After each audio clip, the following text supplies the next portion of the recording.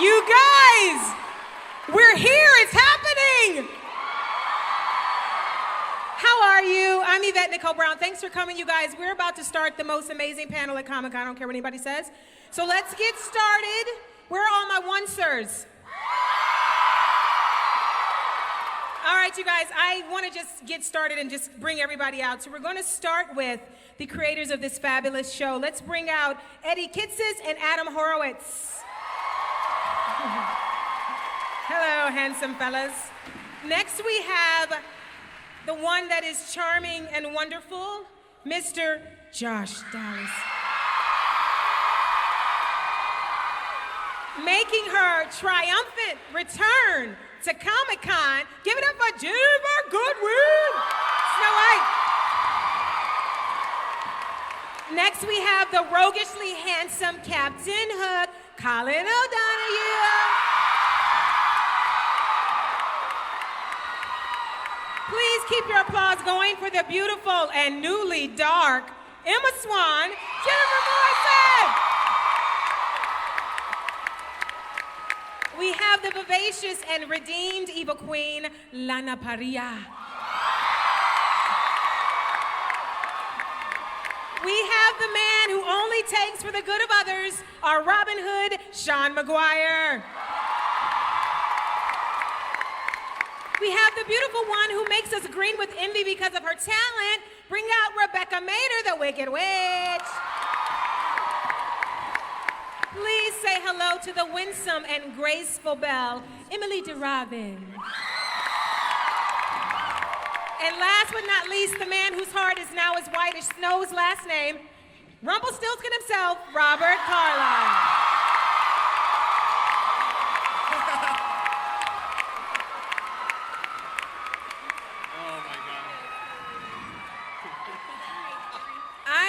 To start, that doggone author has been a problem for me. Anybody else got a problem with Isaac, the author, he's a problem. So what I need to know is how much of what we've been seeing and enjoying has been his hand and how much has been free will and fate? Help me. Adam and Eddie, help me. Well, for the most part, it's been free will. Okay.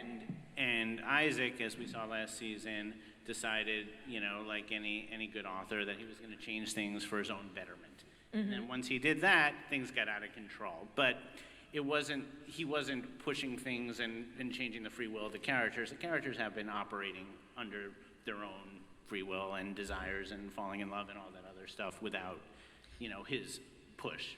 And then we saw, hopefully in the finale last year, how he kind of molded things to his own betterment. Okay. So he's not purely evil. I don't like him, y'all. Not a fan. Not a fan. Love the actor, hate the character. Okay. Never trust a writer. I want to throw this down to Emily. It has been quite a year for Belle. She's been profoundly betrayed by her love. She found her power by banishing him with the dagger. She journeyed to Arendelle to try to find information about her mom. She found rebound love. It was a rebound, y'all. That's not real. That will thing is not gonna last. What do you, Emily, want for Belle in season 5? A vacation. Maybe the Bahamas for a few months. Yeah, no, she has. Wow, when you list it off. Huh. Yeah. Damn. She's forever holding herself together, taking care of this one.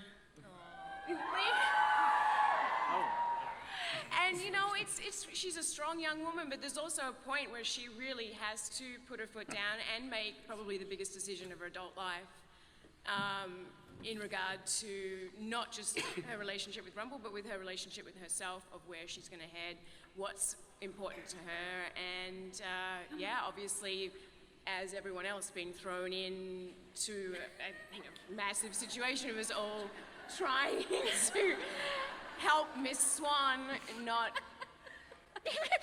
It's just shenanigans down here on this end of the stage. Sorry, Emily. We started the name swapping, guys, okay? Can you tell that we've been working together for quite some time?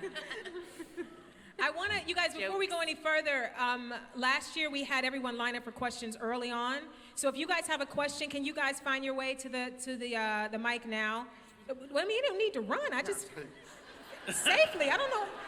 I think she should be first. She is working for it, you guys. She wants it more than you guys do. Okay. Robert, when we talked last year, you and I, when we talked last year, you said that Rumpel was an addict.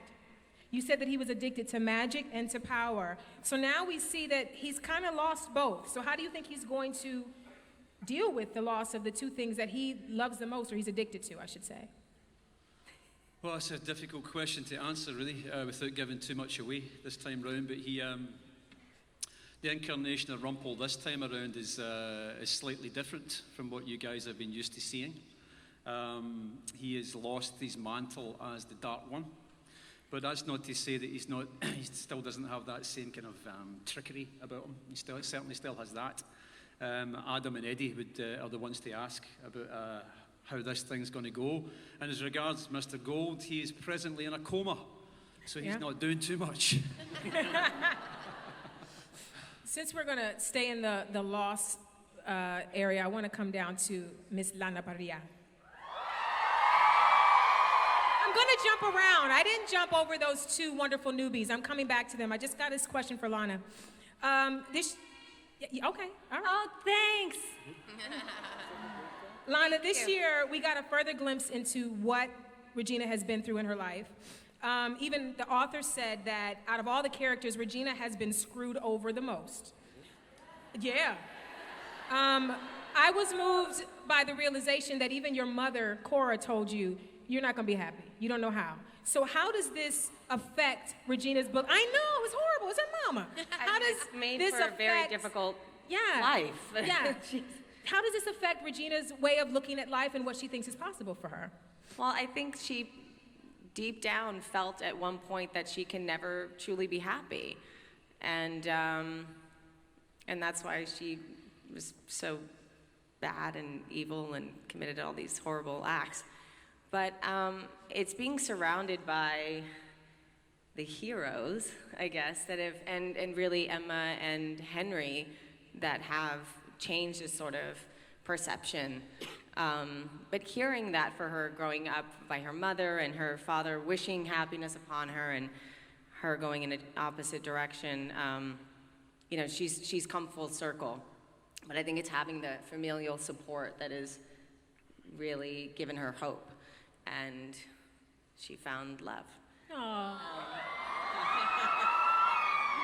Well, I mean, since you didn't...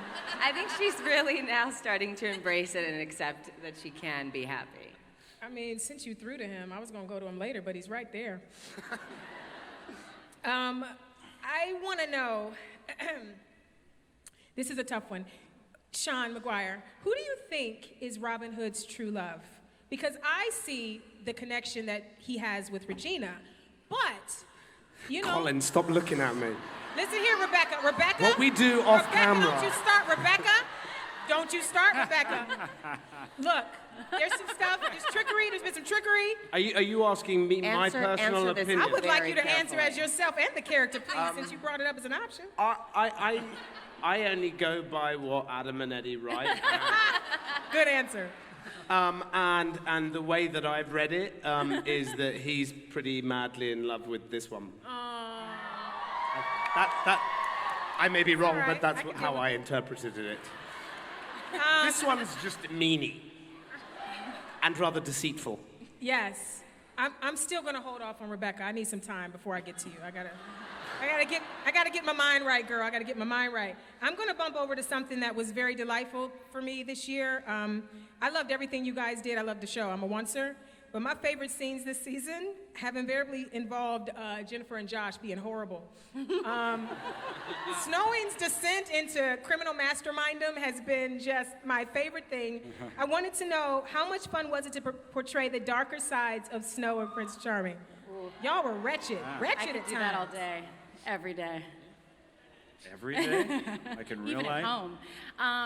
I would like to give an answer full of artistic integrity, but the truth is I mostly break out into giggles because it's so much fun. The cameraman's confused.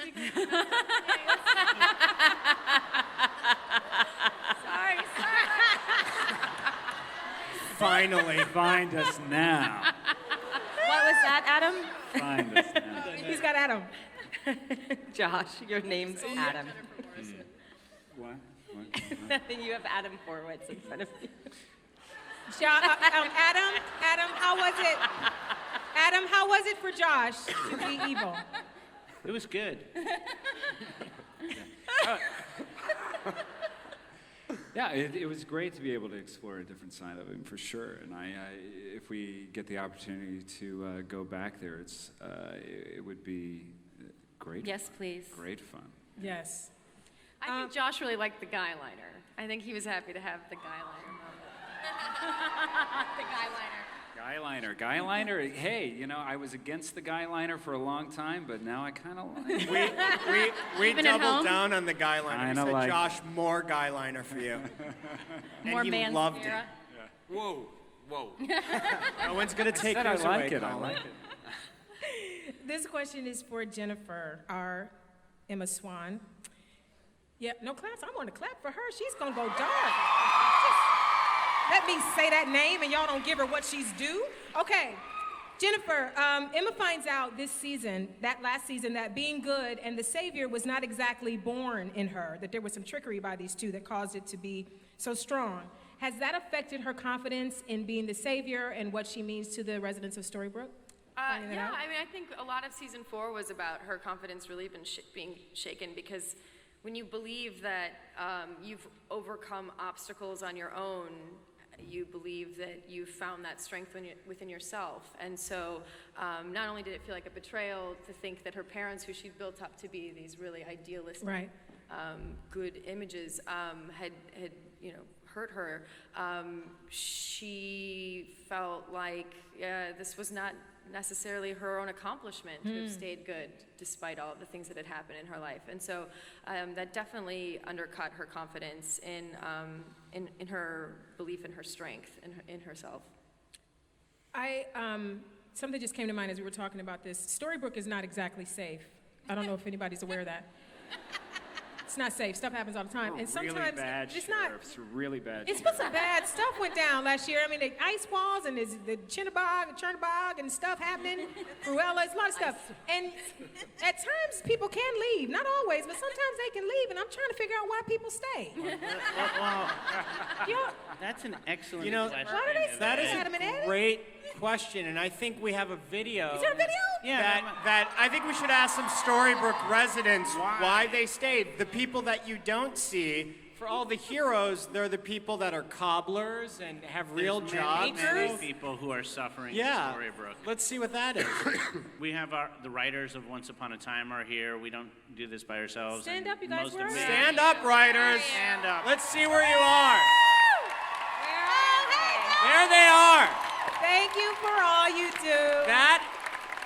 We are up here, but we could not do it without those people right there. So please harass them after. Yes. Let them know how lovely they are. This question is for Colin. Hey, Colin. For all of Hook's previous scoundrel-like tendencies, he's proven this year to be an upstanding guy. So what do you think has been his greatest challenge to achieving complete redemption? Is it temper, because that flared up this year? Is it pride? That came up this year. His fear came up this year. What is it? Can I just say you look wonderful today? Why, yes, you can. I think, Hook, he's sort of been battling darkness for hundreds of years, and, he found love with Emma, and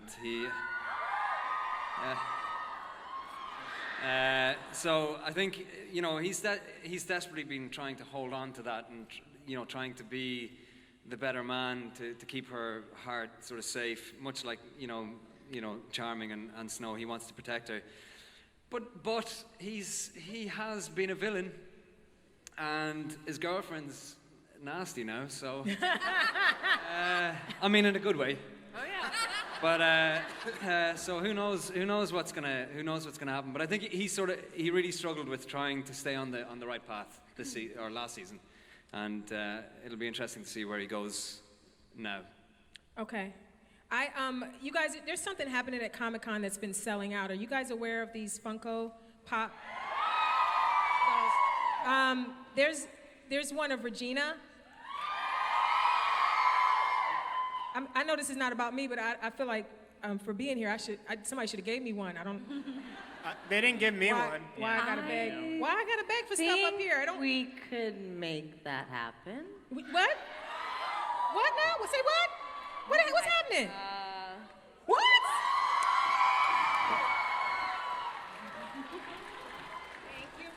Hey, there will be a set of 6 Once Upon a Time Funko Pop dolls available online and in stores early October. So Oncers, let's show Funko how strong we are, and let's buy these and have them sell out. I can tell you they're actually already available for pre-order online because our son already has a set coming. There was supposed to be one of me. There wasn't. Cute. Before we go to the audience questions, will be next. I gotta go down to Rebecca.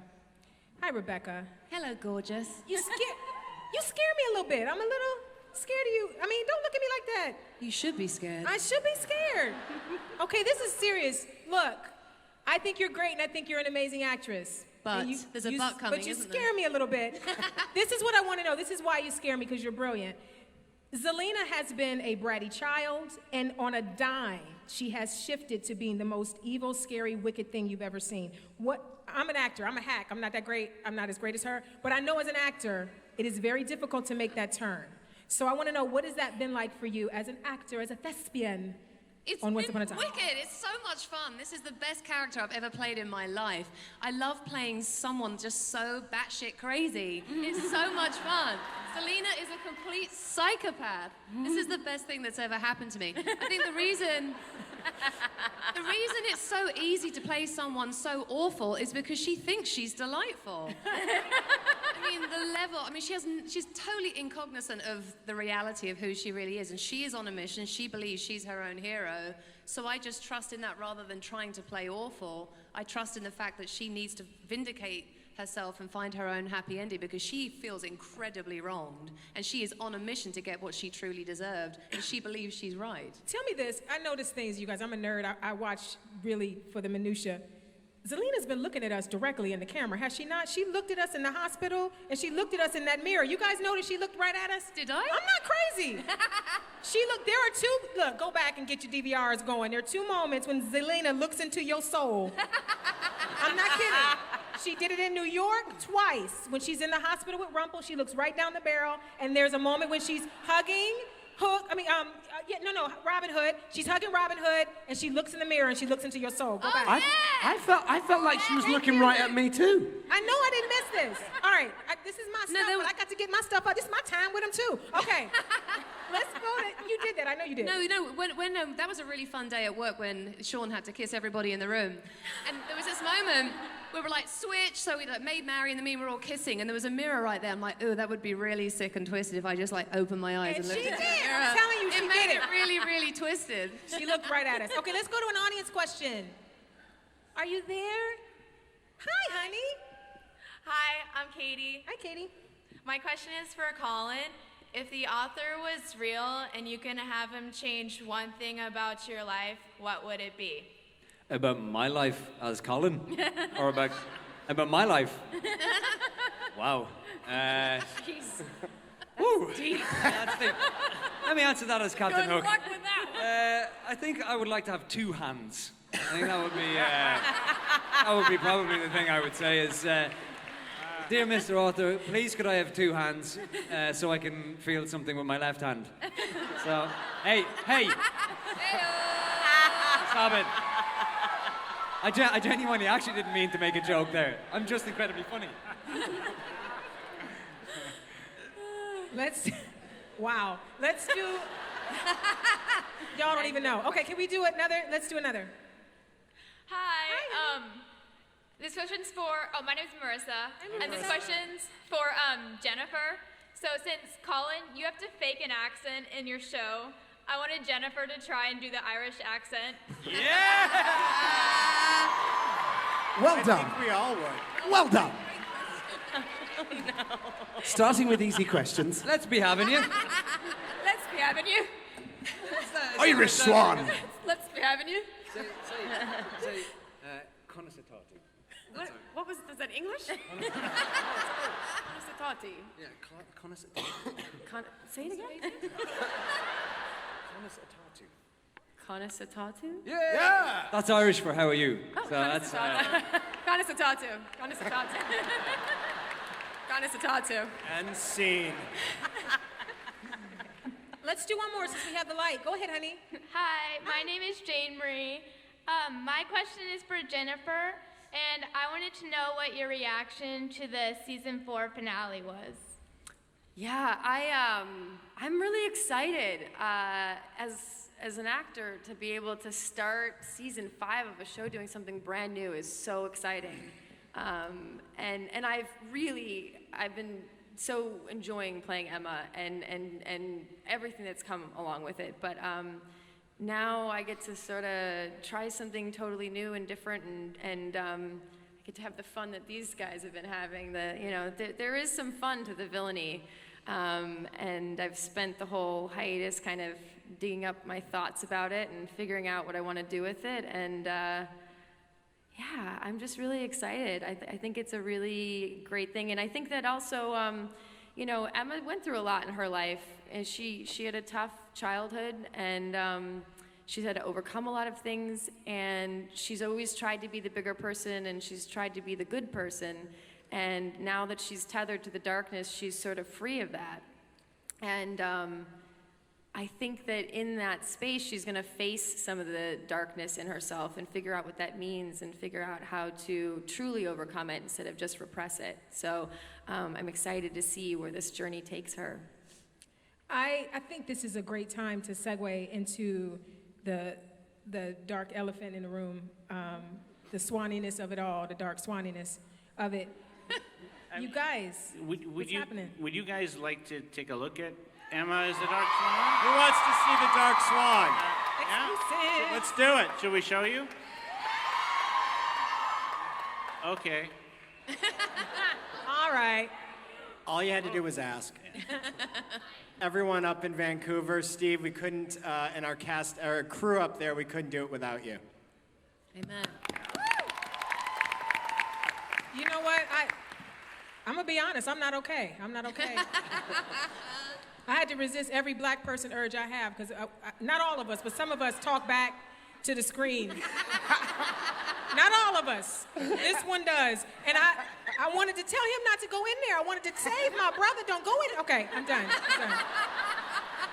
I'm very disturbed, and Jennifer, now I'm afraid of you. Okay. I want to ask this question of the lovely Jennifer, who scared the crap out of me a second ago. In my opinion, I felt that Emma sacrificed herself for Regina. I felt this entire season was a great pairing of you two in various ways. I felt like a friendship was truly formed, a love was truly formed. You guys actually care about each other. And I felt like in that moment, you gave up everything for Regina. But you have some other thoughts about it as well in that moment when she became Darcy. I think that I think that if Regina were the only person in danger, she would still have made the same choice.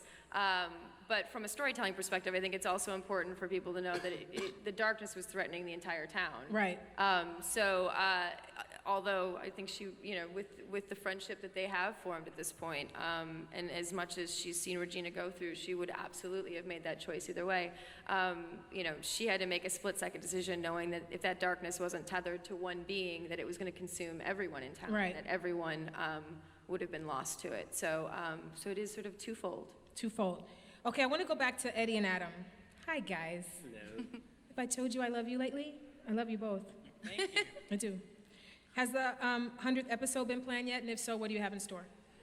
Well, I didn't say I loved you to get scoop. I just feel like we deserve some scoop. Well, I mean, all we can really say right now is we want to make it very special, and we're planning to have the 100th episode be our spring premiere. So, that's cool. you know, we're hard at work at not telling you anything right now. But we're very proud that we are entering our 5th season and Yes. that we are approaching our 100th episode. And for a show that everyone predicted to be canceled first, I think it is a testament to you, Oncer. So give thank you yourself all. a round of applause. We did it. Yes. Let's bounce to another audience question. Hi, honey. Hi. I'm Grace. My question is for Eddie and Adam. As someone who's made lifelong friends through the fandom, what do you think it is about this show in particular that makes these strangers into a family? Oh, that's really wonderful to hear. You know, I don't know. It's like it is magic to see you guys and to see this fandom. It's just it blows our mind every time. I think that this is a show for believers and people who want to believe, and I think that it united a lot of people who are tired of cynicism and believe in magic. Yeah. And I hope it did bring you all together, and I hope you make lifelong friends, because I think the reason that we created the show was to add a little hope to the world in any way we could. This question is for Jennifer Goodwin. Yes, she's amazing. We all love her hair. Okay, Hiding this the is not a question so much as a kudos. When you had to channel Regina, and you know that scene, you guys, where she's speaking, right? That is some of the most amazing lip syncing I have ever heard, and I believe there's some information you want to tell us about how that scene came together. It was it's a bit of a trick. Lana actually gave me a recording of how she was going to perform it later. So I imitated her on camera, and then by listening to something on my phone. And then she went back and did what we call ADR, which is the voiceover done after the fact. And she lip-synced her own voice back to my lips. And I have a tip. When I did my little small cameo, which I loved, as Ursula, Lana had already been Ursula. She'd already done her scenes. And so I ran into her randomly at a party, and I said, hey, how did you do it? And then I mimicked her as my voice of Ursula. So we all just want to be Lana Parrilla. This is a question for Robert. Hi, Robert. Hi. You recently directed The Legend of Barney Thompson. It was your feature film debut, your directorial debut. Is there any chance you direct an episode of Once Upon a Time? Well, I guess that's a question for Adam and Eddie, but they have to see the film yet, so I don't know. It's been getting great reviews. Don't even try it. Don't try it. I don't know. I enjoyed my experience directing. It was something that's sort of been on the horizon for me for quite a long time. But directing television is a far different thing from directing film. I think you find that television is a producer's medium, which is a different thing from film, which is a director's medium. So it would really have to go through an awful lot of different people before it came down to me. But I don't know. They need to ask. This one is a question, it's for Emily, but I don't know if this is something you can even answer. It's a question about when she was at the well talking to Rumpel. How in control was Belle, or was she doing Regina's bidding the entire time? Can you answer as an actress what you knew, or? Yeah, I love that scene. Thanks, guys. It's a great scene. Yeah, you know, she basically was under Regina's control. The entire time. You know, there's still, from my perspective and how I played it, that there is still an element of who Belle is as a person there. Obviously, she's still there, and it's not somebody that's completely taken over her body in any respect, but yeah, you know, still not able to vocalize exactly how she would deal with that situation, let's put it that way, so not terribly in control. Awesome. But yeah. Sean McGuire. Yes. Thank you. He's gotten himself into a bit of a pickle. I've been a fan of his since Eve, by the way. It was a sitcom he did. Yeah, y'all know. UPN, it's long gone. He's in a situation now with Regina and Zelina, and I found Robin Hood to be a very honorable man. So what is the honorable decision in this? He's got a baby coming. Well, he's in love. I think it is complicated, and I think that you know, when you have a situation like this, the best way to deal with it is to go on a show like Maury Povich and just have him figure it out for you. Because then you can just sit back and go, I don't know, I like them both. You know? No, I think he's in love with Regina, and you know, I got a lot of flack, or Robin Hood got a lot of flack for impregnating Zelina, but he didn't know he was impregnating Zelina. He thought it was his wife. He was trying to do the right thing and trying to be honourable, even though he was in love with Regina. He thought, oh, I'm in this new world, I'll be with my wife, I'll do the right thing, and then turned out it was her. Sorry. So it's caused a lot of problem, but I'm pretty sure Adam and Eddie will figure a nice, By the way, perfect thanks for spoiling the Maury Povich review. Oh, sorry. I tipped it, didn't I? Sorry. But no, I think he's like any decent person. He's trying to do the right thing, but life is messy and complicated, so he'll just have to follow his heart. All right. And speaking of following their heart, Regina has to now make some decisions because her sister's back and the baby's on the way and it's not her baby and she can't have babies. Or can she have babies? Can she have babies? Can she reverse it? Can she have babies? I'm looking at you, Adam. Can she have babies? Perhaps, maybe. Okay, back to Lana. I know. I want a little baby Regina. Okay. See, maybe a potion can change that. Yes.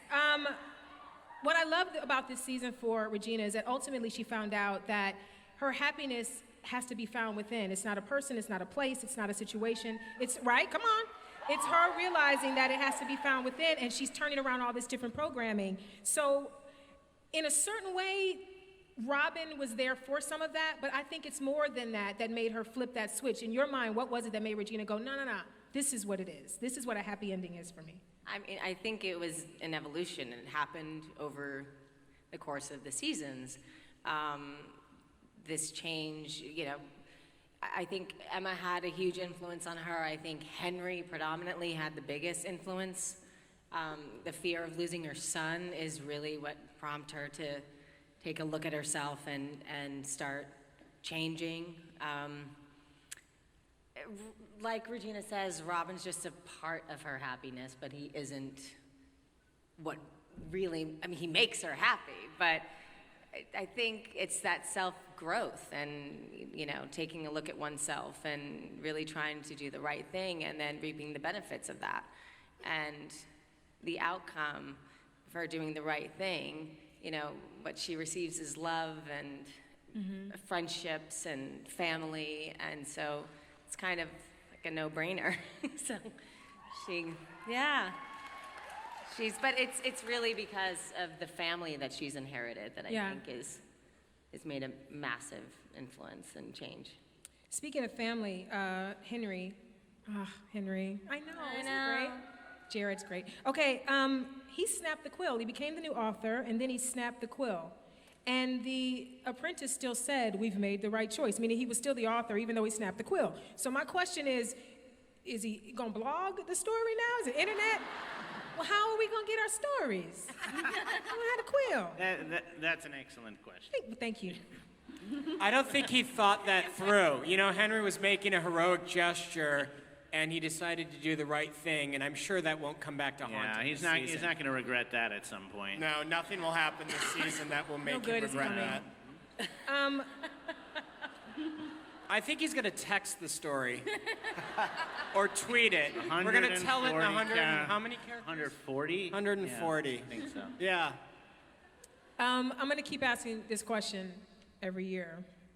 And if you want me to stop asking this question, you either need to do it or stop adding musical people to the cast. Musical episode.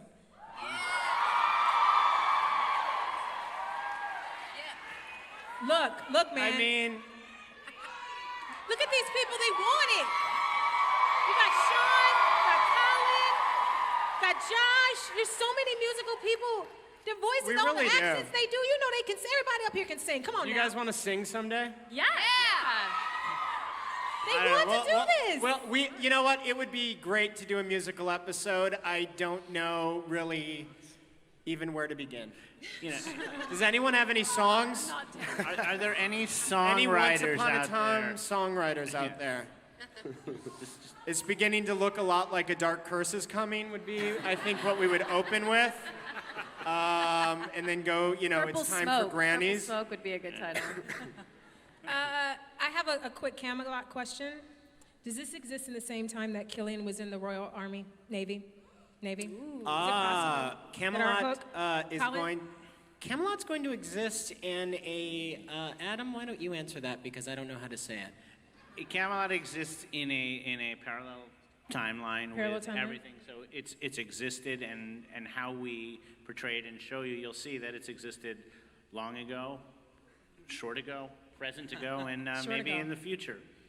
Okay. But yes, it may have coexisted with that time period. Okay, and this is another question I got on Twitter from a lot of people. Is there an illustrator of the storybook? An illustrator. You guys, look, there's pictures. It's not just words, it's pictures too. Isaac didn't look like he was... This year, the search for the sketch artist is on.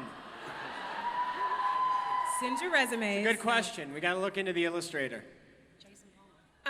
I want to ask this question for Jenny and Josh. This is a quick one. We're going to do this quick. How has being parents in real life changed how your parents on Once Upon a Time? Go. How's being parents changing your... You didn't hear me, Josh? Changing your life. They're so tired they don't understand the question. A lot less sleep. A lot less sleep. No, it changes everything. It changes how you think about everything. Literally everything. The world, what you do. See your heartbeat outside of your body. It changes Yeah. the stakes, I feel. I mean, I don't have to imagine anything now. Any threat to Emma and I have a full-blown panic attack, just as I would. We're all over there. There's a couple of housekeeping things I want to do. First of all, I want to tell you that those of you in Florida, in Lake Buena Vista, Florida, Mr. Gold's pawnbroker antiquities dealer storefront display is open at Disney's Hollywood Studios. That's the first thing. Second, we did not get a lot of questions in from the audience, and I'm sorry, but there was a reason I didn't pick a lot, and the reason is this. The next 10 people that were in line are getting tickets to the signing. So I didn't call you because I wanted you to get to meet them. Now you love me. Now you love me. Okay. And I wanted to, and you guys wanted to say one more thing. Yeah, there's one more thing we want to show you. So if you just hang around, it's a little bit of a surprise, we hope, and we hope you enjoy it. It's a little peek at something we're going to be doing in season 5. And thank you all for coming. Thanks for and thank coming, you all you guys. for watching. Thanks, guys. Thank you, guys.